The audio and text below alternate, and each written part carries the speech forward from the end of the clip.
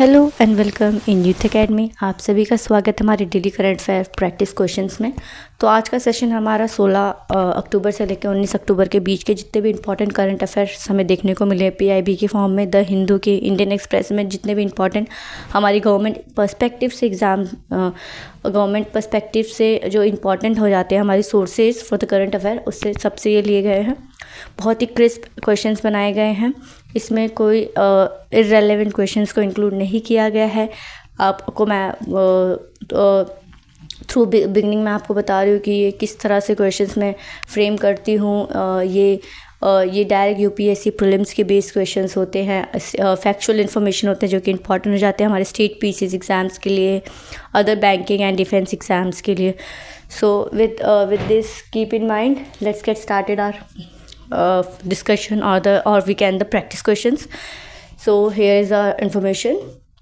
अगर हाइलाइट्स की बात करें तो हाइलाइट्स में वही जैसे मैं बोलती रही हूँ स्टार्टिंग से कि पर्सनालिटी बेस्ड रहेगा, IR, international relations, environment in colleges, history से रिलेटेड कॉन्सेप्ट्स मिलेंगे जो कि पर्सनालिटीज़ इन हिस्ट्री देखने को मिले हैं, फ्रीडम फाइटर्स को देखने को मिले हैं, वर्ल्ड से रिलेटेड फिनोमेना जो कि इंडिया को डायरेक्टली एंड इनडायरेक्टली इम्पैक्ट कर रहे हैं, organization international as well as domestic organizational, and some mining activities.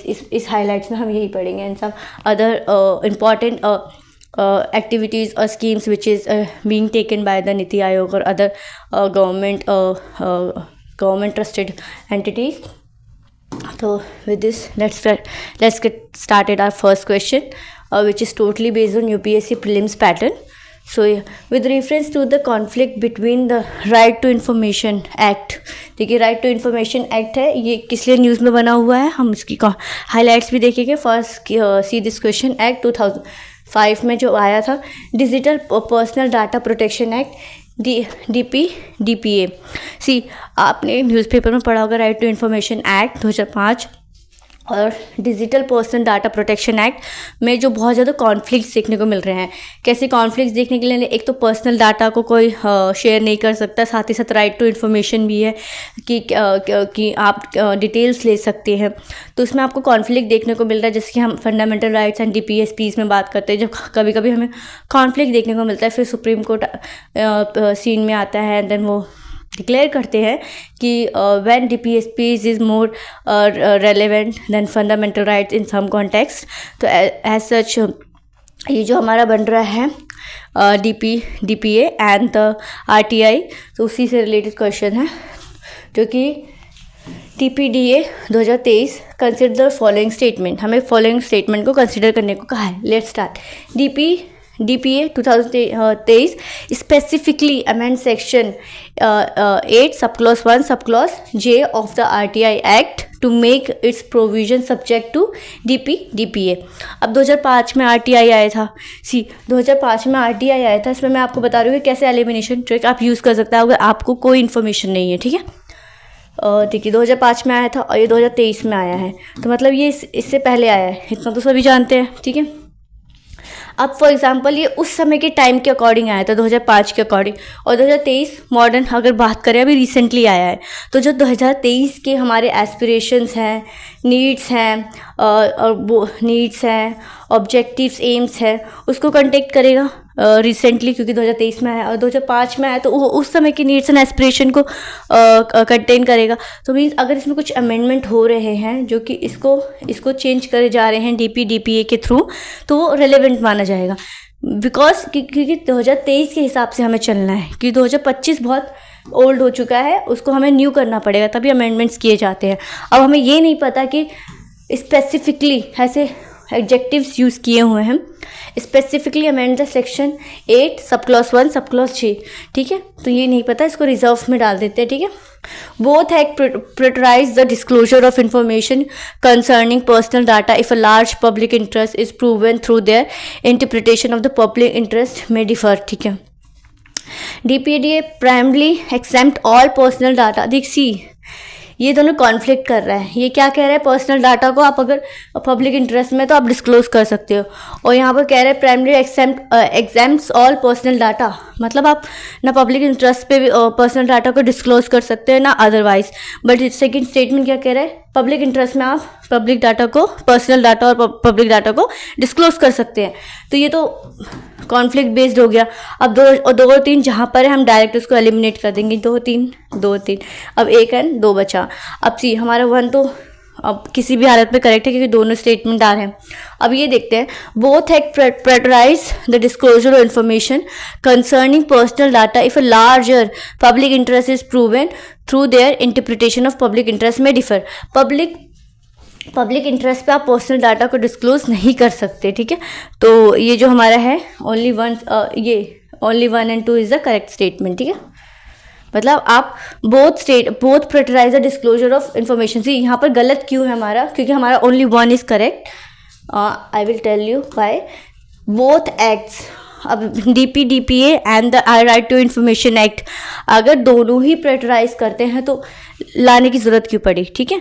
तो उसी में वो बात करें, अगर पब्लिक इंटरेस्ट का क्लॉज आपको RTI में देखने को मिल रहा था, फिर DPA के थ्रू क्यों लाया गया, बोथ प्रायोरिटाइज, ठीक है। यहाँ पर थोड़ा हो रहा है सिग्निफिकेंट, तो 1 statement is only correct. Let's move to its explanation part. यहाँ देख लेते हैं, statement 2 and statement 2 are not accurate in describing the DPDA's approach. See मैंने आपको बोला 2023 के जो DPDPA के अप्रोच आए थे उसमें करेक्ट नहीं फिट हो रहा। DPA significantly cartel the disclosure of personal data. उसमें क्या कहता कि पर्सनल डाटा को पब्लिक इंटरेस्ट पे डिस्क्लोज कर सकते हैं, बट ये कर्टेल कर रहा है, मना कर रहा है। And does not have a public interest overriding close, मतलब ओवरराइडिंग अगर आपको लार्ज पब्लिक इंटरेस्ट को भी आप रीजन मान के चल रहे हैं, वो तब भी ओवरराइड नहीं कर सकता पर्सनल डाटा डिस्क्लोजर को, ठीक है। DPDA 2023 अमेंड सेक्शन सी, हमारा 1 स्टेटमेंट करेक्ट है। आपको ये याद कर लेना है अगर क्वेश्चन के फॉर्म में आए। DPDA 2023 amend section 1 sub clause of RTI act and shows that personal data protected as per the DPDA essentially overriding the public interest disclosure clause for personal information previously held in RTI में held था कि large public interest पे आप personal data को disclose कर सकते हैं, but amendment हुआ जो कि 8 sub clause 1 sub clause J में अमेंडमेंट हुआ था DPDPA के थ्रू, जिसमें आप कहा गया कि आप there is a curtailment of personal data disclosure, okay.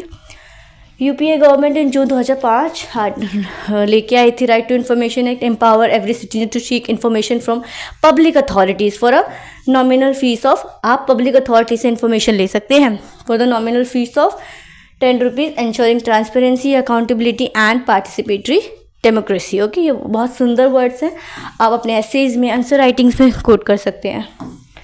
And highlights में देख ले कि ये राइट टू इन्फॉर्मेशन एक्ट के बारे में क्यों पढ़ रहे हैं, because right to information act 2005 has been completed 20 years. और आपको पता है जितने भी इंपॉर्टेंट एक्ट्स होते हैं, स्कीम्स होते हैं, गवर्नमेंट के कोई भी इनिशिएटिव लाए गए होते हैं, अगर उसको 5 years 15 years 10 years 20 years century या 50 ईयर्स बीत जाते हैं तो वो न्यूज़ में आने की बहुत संभावना होती है। तो 20 ईयर्स से right to information next exams में पूछे जा सकते हैं, ठीक है। Next move to next slide. And इसमें की फीचर्स देख लेते हैं। इसमें 3 टियर स्ट्रक्चर देखने को मिलता है। Between the public information officer होता है, PIOS होता है एट द डिपार्टमेंट लेवल, ये डिपार्टमेंट लेवल के होते हैं, ठीक है। एंड देन उसके बाद first appellant authority for the appeals, फिर अपील्स के लिए एपलेंट अथॉरिटी होती है, ठीक है। And central and state information commissioner होते हैं, CIC एंड SIC। तो ये 3 टियर ऑफ स्ट्रक्चर देखने को मिलता है जो कि बिल्कुल सेपरेट है। मैंडेटरी डिस्क्लोजर की बात करें, सेक्शन 4 मैंडेट्स प्रोएक्टिव पब्लिकेशन, तो यहाँ पर सेक्शन 4 है वो प्रोएक्टिव एप्लीकेशन की बात करता है। 3 टाइम बाउंड रिस्पॉन्सेज की बात करता है for the effective and efficient accountability, transparency and participatory democracy के लिए 30 days for 48 hours for urgent life and life, ठीक है, लीव होगा, ठीक है। तो लाइफ के लिए जो 30 डेज में, वैसे भी आपको पता है जितने भी गवर्नमेंट वर्क्स होते हैं, आपको OBC सर्टिफिकेट बनाना है, डोमिसाइल्स बनाना है, इनकम टैक्स सर्टिफिकेट बनाना है, सब आपको 30 डेज़ का मैक्सिमम पीरियड दिया जाता है। मिनिमम तो 15 तक होता है, तो वही उसी के हिसाब से आप ऐसे याद कर सकते हैं 30 डेज़ का है। पेनल्टी प्रोविजंस की भी बात कर लेते हैं। Section 20 empowers commission to levy up to 25,000 fine for the unjustified denial और डिले अगर अथॉरिटी अनजस्टिफाइड डिले करती है, रीजनेबल रीजंस नहीं देती why it is been delayed और denied by the authority to give the information to a concern public, तो वो उनको फाइन पे करेगी. Citizen legislative party unique clauses ensure no information denied to parliament can be denied to citizen, symbolising the trust. Okay, let's move to next question. We already took the lot of time to read this. Which organization published the Vital Statistics of India report? Ministry of Health and Family Welfare, Minister of Static Officer, Registrar General of India and NITI Aayog. ठीक है, तो आप बताइए कौन सा हो जाएगा ये. Next, the Vital Statistics of India 2020 report released by the Registrar General of India. Okay, under the civil registration system showed India's demographic transition and post pandemic normalization in population dynamics. तो जो post pandemic normalisation देखने को मिला है population dynamics में, उसकी बात हो रही है ये. एंड जो ये vital statistics of India 2023 report है, वो जो हमारी रजिस्ट्रार जनरल ऑफ इंडिया के थ्रू पब्लिश किया जाता है under the civil registration system में. Civil registration system is a continuous, permanent and compulsory recording system of births, deaths and other vital events under the Registration of Birth and Death Act 1969 का act है birth and death act, maintain by registrar general of India under the ministry of home affairs. आपको ministry and department भी याद करनी पड़ेगी. 2023 reports offers की data on birth rate, death rate, sex ratio, serving as a crucial input for population health and social policy plannings के लिए. Implication, demographic transition, implications की बात करें. Decline birth rate indicates India's approach towards population stabilization. जो हमारी बढ़ती हुई जनसंख्या थी, जो कि बहुत ही रिप्लेसमेंट लेवल को पार कर रही थी. आपने रिप्लेसमेंट लेवल का कॉन्सेप्ट पढ़ा होगा ज्योग्राफी में, अंडर पॉपुलेशन एंड डेमोग्राफिक के अंदर, जो कि 0 और 2 के बीच में प्रॉपर रिप्लेसमेंट की बात की थे, और जो 1 और 2 के बीच में इसके नीचे नेगेटिव होता है, इससे ऊपर पॉजिटिव रिप्लेसमेंट लेवल देखा जाता है, पॉजिटिव एंड नेगेटिव. ठीक है, तो वही है. हेल्थ पॉलिसी इंसाइट्स हो रही है, gender disparity concerns, persistent low sex ratio in northern states, flags need for the continuous Beti Bachao and Beti Padhao आंदोलन. Decline in births, 2.52 crores birth registered in 2023, fall of 2.32 lakhs of 2023, making a continuous fertility decline हो रही है. Slight rise in deaths हो रही है. Sex ratio at birth, national average remain skewed. Jharkhand में आपको sex ratio at birth देखने को मिलेगा 899, बिहार में 900 लोवेस्ट. ठीक है, अरुणाचल प्रदेश हाईएस्ट, अरुणाचल प्रदेश का हाईएस्ट है एंड बिहार एंड झारखंड में लोवेस्ट देखा जाता है. Institutional birth 74.7% of total birth organ health institutions. आप रजिस्ट्रार लेवल्स पे भी देख सकते हैं. ठीक है, ये सारा डाटा PDF आपको टेलीग्राम चैनल में प्रोवाइड हो जाएगी. आप यहाँ से भी देख सकते हैं कि गोवा, नागालैंड, अरुणाचल प्रदेश के किस हिसाब से, और लीस्ट का जो लोवेस्ट में है आप गुजरात, महाराष्ट्र, तेलंगाना, बिहार एंड झारखंड में देख सकते हैं. Next question, Vishwa Bharati university was founded by which eminent personality. Personality based question है. Mahatma Gandhi, Jawaharlal Nehru, Rabindranath Tagore and S Radhakrishnan. Answer है रविंद्रनाथ टैगोर जी ने.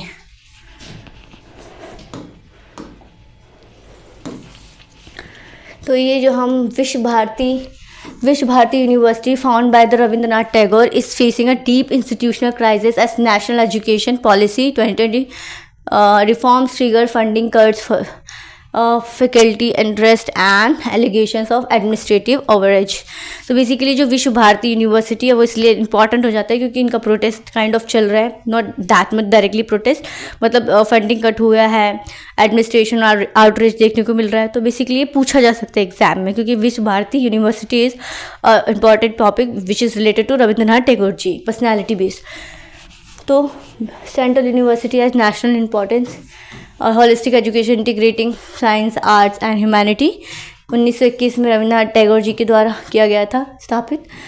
शांति निकेतन वॉज एस्टैब्लिश्ड इन 900. यहाँ पर क्रोनोलॉजी पूछ सकते हैं. Shanti Niketan is earlier than 901 and it is later 1921. Located in Shanti Niketan in Birbhum district West Bengal में। हिस्ट्री देख सकते हैं, आश्रमिक स्कूल है, सेंट्रल यूनिवर्सिटी है, सेंटर फॉर ग्लोबल एक्सचेंज है, इंटरडिसिप्लिनरी एजुकेशन देखने को मिलता है, artist and rural engagement, freedom in learning. Next question,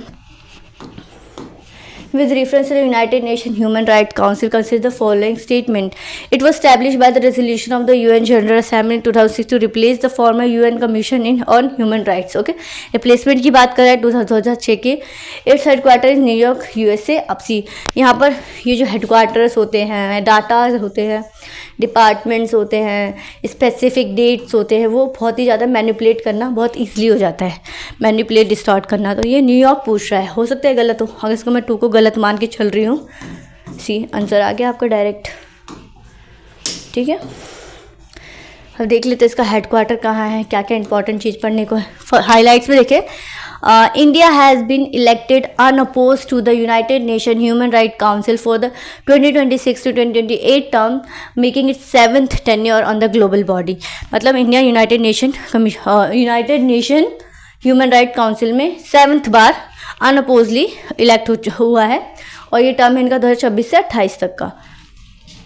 establish by the UN general assembly resolution 60/251 के through in 2006, succeeded by UNCHR which is criticize for politicization and selectivity के लिए criticise किया गया था, इसलिए इसको रिप्लेस किया ह्यूमन राइट काउंसिल ने। इस्टेब्लिश अंडर 2000, ये हमने देख लिया, इस्टेब्लिशमेंट देख ली, इसके हेडक्वार्टर देख लेते हैं, जेनेवा स्विट्ज़रलैंड में, न्यूयॉर्क USA में नहीं है, जेनेवा स्विट्ज़रलैंड में। तो ये प्रोसेस ऑफ इलेक्शंस की बात कर लेते हैं। ऐसे हमारा third statement he process of election था, क्योंकि हमें आंसर मिल गया था इसलिए हमने सेकंड नहीं पढ़ा, बट आपको पढ़ना है। ठीक है, the members of the UNHR are elected directly by the permanent member of UN Security Council. अब directly elected by the permanent member of Security Council, यहाँ पर भी एडजेक्टिव यूज़ किया गया, डायरेक्टली इलेक्टेड, तो वैसे भी 3 गलत हो जाता है। आप देखते हैं इसका इलेक्शन कैसे होता है।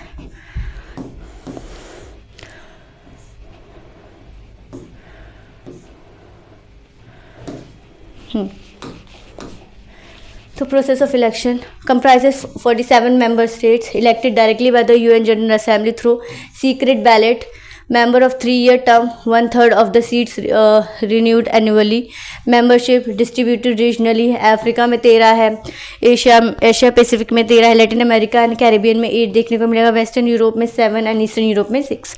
State can be serve maximum of 2 consecutive terms. India and HRC को देख लेते हैं। India served on the council 7 time. कब वो हुआ था? 2006 से 7 के बीच, 2011 से 14 के बीच, 2014 से 17 के बीच, 17 से 20 के बीच, 22 से 24 के बीच, एंड नाउ 26 से 28 से बीच। It has been actively contributing global discussion on the inclusive development and digital rights and gender equality पे। Next question. Which of the following cities is capital of Madagascar and epicenter of recent Gen Z led protest? Okay, Lusaka, Antananarivo, Maputo and Moroni. अगर आपने मेरी world mapping की series देखी होगी तो उसमें मैंने बहुत ही अच्छे से पढ़ाया है साउथ अफ्रीका के पूरे physical, south Africa and Africa के पूरे फिजिकल एंड पॉलिटिकल मैपिंग, उसमें आप पढ़ सकते हैं। मापुतो किसकी है, मोरोनी, अतनोनिया, लुसाका किसकी है, सारे मैंने कैपिटल्स। अगर आपको एलिमिनेट भी हो रहा है तो इसलिए आ जाएगा, आंसर है B.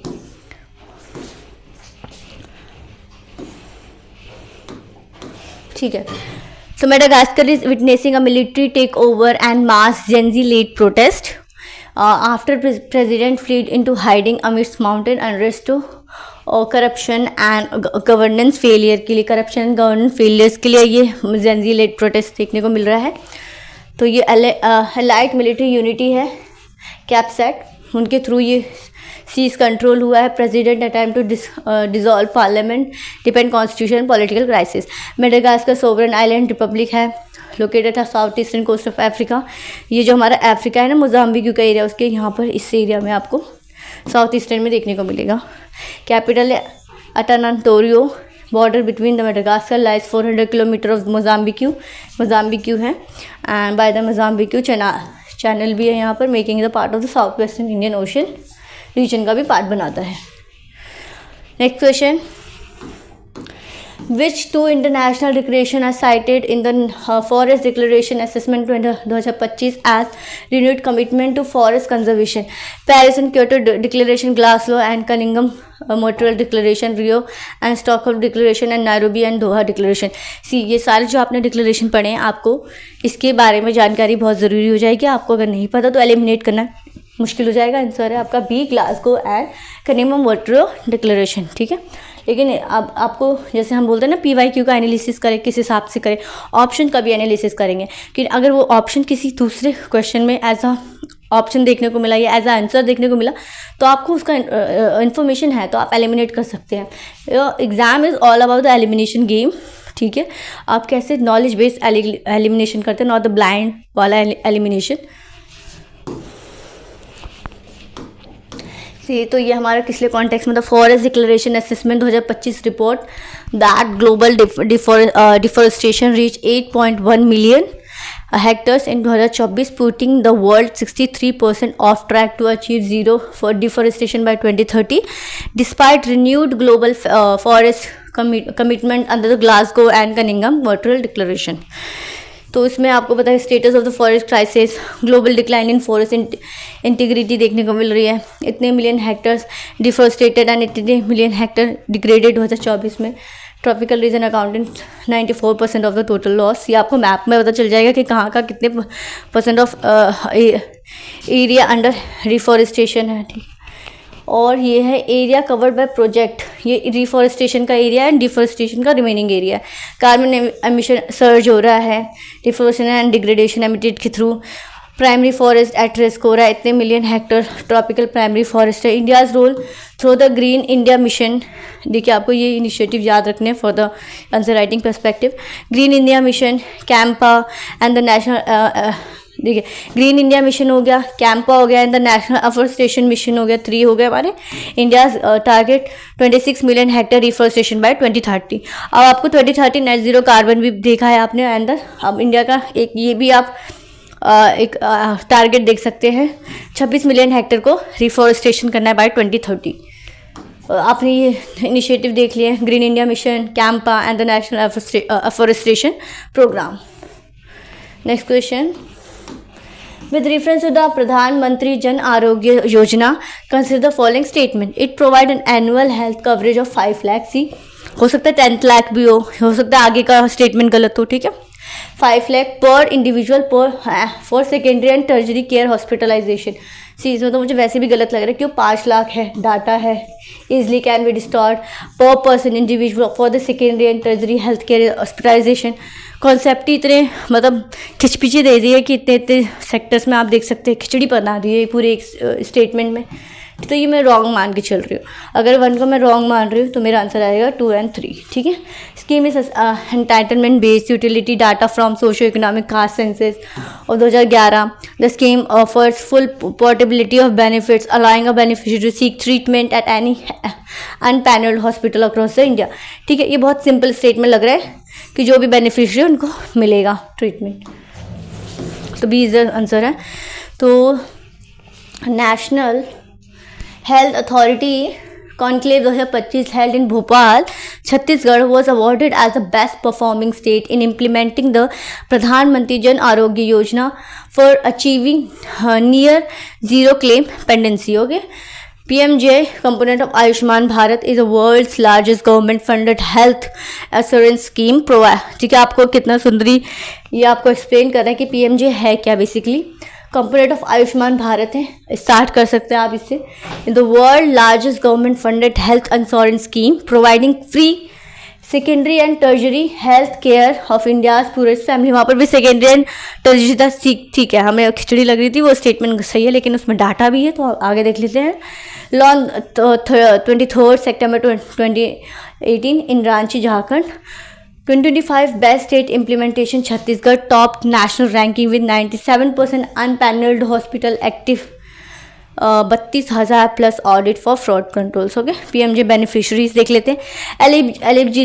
Eligibility under PMJ is primarily based on the SECCC 2011 data, जो कि सेकेंड स्टेटमेंट था हमारा. ठीक है, expanded to the included senior citizen as 70 plus years के हैं. की फीचर की बात करें, सी यहाँ पर 5 लाख का था, 5 लाख है, 5 लाख एनुअल हेल्थ कवरेज पर फैमिली की बात हो रही है, वहाँ पर क्या था, पर individual. See I will back to the question, यहाँ देखिए 5 लाख पर इंडिविजुअल, देखा मेरे को लग रहा था सी यहाँ पर इतनी खिचड़ी है, ट्रैप कहीं ना हो सकता है, यहाँ पर बस फैमिली को इंडिविजुअल कर दिया, बाकी सब सही है, लेकिन गलत तो माना जाएगा तब भी, ठीक है। और ये सेकंड स्टेटमेंट सही है कि SECC के ये डाटा के हिसाब से लिया जाता है, एंड द बेनिफिशरीज की बात हो रही है, अनपैन। Next question, Mount Lewotobi Laki is located on which Indonesian island. तो ये है फ्लोरिस, वैसे तो समांद्रा, जावा, सुलेवेसिया एंड फ्लोरिस। तो बेसिकली आपको सारी इसकी लोकेशन याद करनी है मैपिंग के क्वेश्चंस के लिए। Let's see the location of each and every, ठीक है। ओके, पहले पढ़ लेते हैं highlights. Indonesia's Mount Lewotobi Laki volcano erupted, swing volcanic ash up to 10 kilometers into the sky, prompting authorities to raise the alert to its highest level. Okay, volcano eruption देखने को मिला है। तो माउंट लोबी लाकी सी मैंने तो पहले ही बता दिया, इंडोनेशिया में, वरना पूछा जा सकता है कहाँ पर है, जापानीज लग रहा है, फिलीपींस लग रहा है, वियतनामीज के एरिया का भी लग रहा है, ठीक है। एक्टिव स्ट्रेटो वोल्केनो है, part of strato volcano, part of twin peak Lewotobi volcanic complex, counterpart being Lewotobi Perempuan, जिसको फीमेल कहते हैं। The name Laki literally mean male in Indonesia, ठीक है। लोकेशन देख लिया है, तेंगारा प्रोविंसेस में है, ठीक है। Ring volcano is within the Pacific ring of fire, जो कि बहुत ही प्रोमिनेंट इरप्टेड वोल्केनो एरिया है। जियोग्राफिकल आप इसको पढ़ लेना, Sunda Banda arc Indonesia Australian period से कैसे बना है। और मेजर कंसर्न इज इंडोनेशिया के आइलैंड्स को लोकेट करना है। तो ये हमारा सुमात्रा, ठीक है, जावा, बाली, ठीक है, Sulawesi and the New Guinea, Papua New Guinea and फ्लोरिस। फ्लोरिस की लोकेशन आपको यहीं कहीं इस एरिया में आपको फ्लोरिस की अराफुआ सी के आसपास ही फ्लोरिस देखने को मिलेगा आपको, ठीक है, यहाँ पर है नहीं। Next question, What is primary objective of project Trinetra launch by अलोका पॉलिसी। अलोका पॉलिसी याद रखनी है, प्रोजेक्ट त्रिनेत्र याद रखना है, ठीक है। इसका ऑब्जेक्टिव क्या है, enhancing rural connectivity, predicting and preventing crimes using AI, promoting community policing and digitalising police record. Answer हमारा B, predicting and preventing crime using AI, ठीक है। तो ये जो AI के बेस क्राइम्स हो रहे हैं वो त्रिनेत्र प्रोजेक्ट है, जो कि लॉन्च बाय अलोका पुलिस है, अकोला पुलिस है, ठीक है। The project Trinetra launch by the Akola police Maharashtra has drawn national attention for the pioneering the use of artificial intelligence and data analytics in predictive policing, ठीक है। तो ये बस ये याद रखना था किस लिए है, AI बेस्ड क्राइम के लिए अलोका पुलिस के अंदर हुआ था, ठीक है।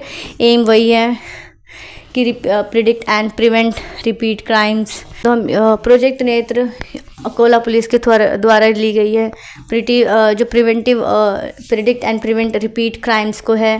Police reactive and preventing efficiency, resource diplomacy, law centric, citizen centric laws है, ठीक है। तो ये सब इसका उद्देश्य है, एम्स है की बात करें तो। Next question, with reference to the South Atlantic anomaly under the following statement, geography based question है South Atlantic anomaly को लेके। It is region where Earth's magnetic field it at its weakest intensity, ठीक है। It is located over the South Atlantic Ocean and adjacent South American coinciding with the geographical South Pole, ठीक है। South Atlantic anomaly है तो South Pole कोई irrelevant बात नहीं हो रही है।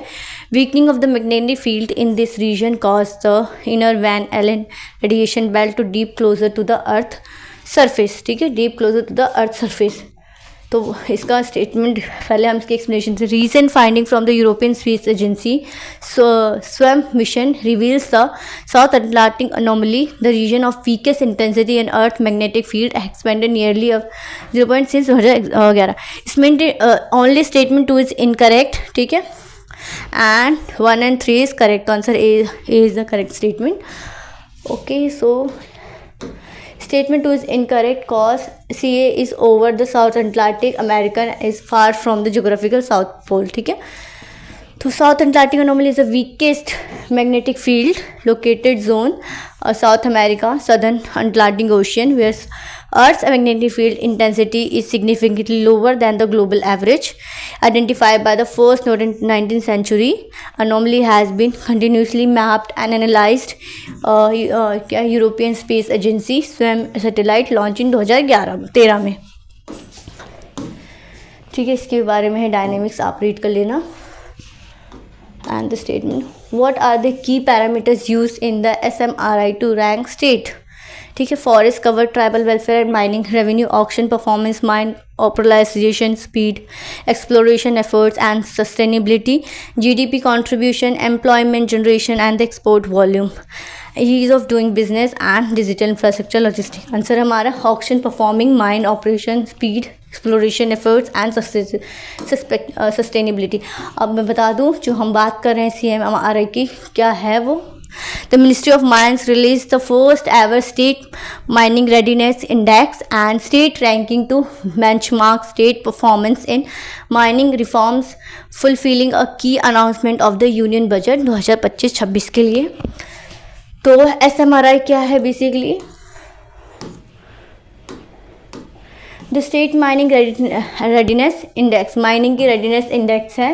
Performance benchmarking framework, India state based on efficiency, readiness and sustainability mining sector, particularly non coal minerals के लिए. Publish release by the ministry of mines, government of India. Aims healthy competition among the states, transparency, efficiency in mineral exploration, promote sustainability and responsibility, mining and economic priorities. Auction performance इनकी जो ये SMRI है, access to state on a 4 key indicators auction performance की, यही इसी पे question बना था. Auction performance, effectiveness, transparency in mineral block auction, early mine operationalisation, speed, converting auction blocks into function mines, exploration trust, geographical exploration and discovery of the new resources, sustainability mining practices, adoption of environment, healthy, sound and socially responsible mining models. Categories की बात करें, category A में आता है mineral rich states, moderately renowned states and low endowment states. Okay, and the third next question, Mercosur is a region economic bloc primarily composed of which country? It is a organization kind of thing, trade based organisation है ये हमारी. ठीक है, Argentina, Brazil, Paraguay and Uruguay, Chile, Peru, Bolivia, Ecuador, Mexico, Colombia, Venezuela and Panama, Costa Rica, Honduras, El Salvador and Guatemala.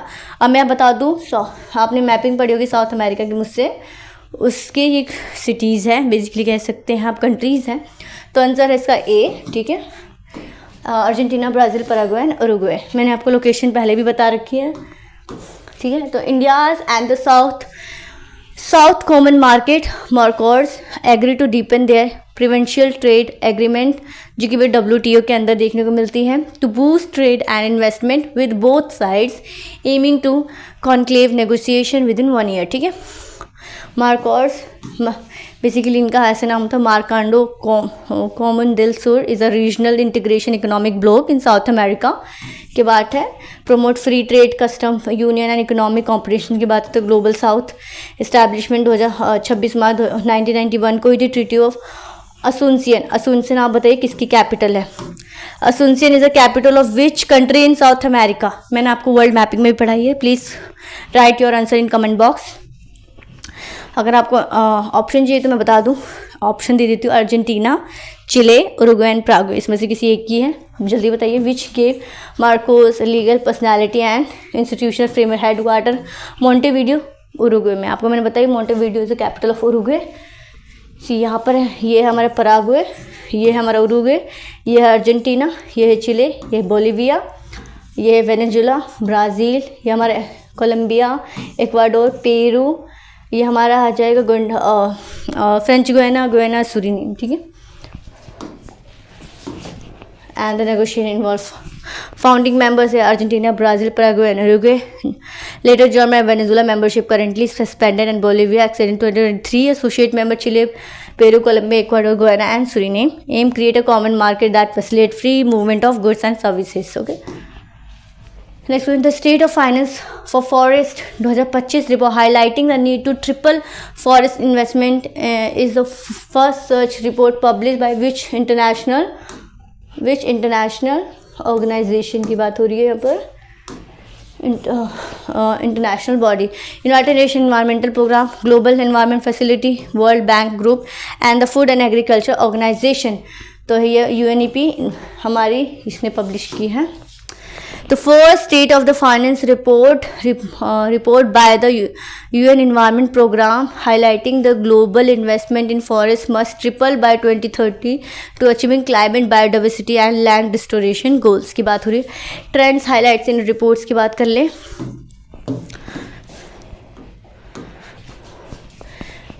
Severe unfunding of forest, dominance of the public finances, low private sector participation देखने को मिल रहा है. Environmentally harmful flaws persistent and rising need for nature based solution की बात उठ रही है यहाँ पर. ठीक है. इंडिया स्पेसिफिक ट्रेंड्स की बात कर लेते हैं. State finance of forest 2025 report में public finance denominates India's forest sectors remains heavily dependent on public funding through scheme like CAMPA, Green India Mission. देखिए हम सेकेंड टाइम इस मिशन के बारे में पढ़ रहे हैं, इसलिए इंपॉर्टेंट हो जाता है, ये पूछा जा सकता है एग्जाम में. ठीक है, आपको पढ़ना है. फिर strong state based conservation, mineral private participation की बात हो रही है. Limited private investment, extremely low biodiversity, carbon markets, high domestic commitments. India spend over this time more domestic on forest protection में. shift towards nature based solution की बात हो रही है. community and equity focus growing की बात हो रही है. मैपिंग का क्वेश्चन. ठीक है. what is the primary focus of the Tuvalu's engagement in IUCN?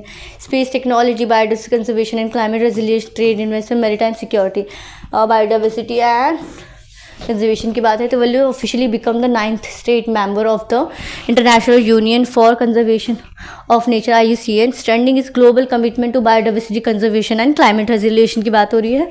Pacific ocean में हवाई आइलैंड्स के आसपास तुवालू मिलेगा, जो बेसिकली माइक्रोनेशिया, पोलिनेशिया एंड मैक्रोनेशिया की, जो बेसिकली ऑस्ट्रेलिया के साइड के एरियाज होते हैं. आपने वर्ल्ड मैपिंग में पढ़ा ही होगा. Tuvalu is a small Polynesian island, Polynesian का पार्ट है. ठीक है. ये Tuvalu is a small Polynesian island, west central to Pacific Ocean. Unique maritime ecosystem की बात है. वनरेबिलिटी, अटॉल्स एंड रीफ्स देखने को मिलते हैं. आइलैंड में एक्सक्लूसिव इकोनॉमिक एक्सक्लूसिव जोन. ठीक है. Category Polynesian nation of 9 islands की है. 5 atolls, 4 reefs, islands spread over 676 kilometre with 26 square land area में है.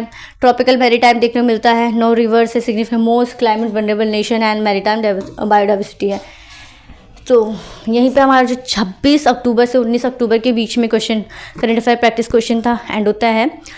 यहाँ पर क्वेश्चंस के जो आपको लेवल देखने को मिलेंगे वो बहुत ही मॉडरेट टू हार्ड होंगे, क्योंकि आप इजीली इसको सॉल्व नहीं कर सकते अगर आपने अच्छे से करंट अफेयर नहीं पढ़ा हो. तो करंट अफेयर पढ़ना बहुत इंपॉर्टेंट हो जाता है, क्योंकि एग्जाम्स में 2-3 क्वेश्चन तो डायरेक्ट ही पूछे जाते हैं, इनडायरेक्टली का तो पता ही नहीं इतना. ठीक है, कि कितने पूछे जा सकते हैं. तो बेसिकली आपने करंट अफेयर पढ़ा, या आपका एक तरह से रिवीजन हो गया. नहीं भी हो तो आपने पढ़ा, ऑप्शंस देखे, एलिमिनेशन देखा, आपको इसमें पॉजिटिव ही है. गेन विन विन वाला सिचुएशन चल रहा है. ठीक है. So thank you everyone for watching this session and stay tuned for our next classes. Thank you everyone.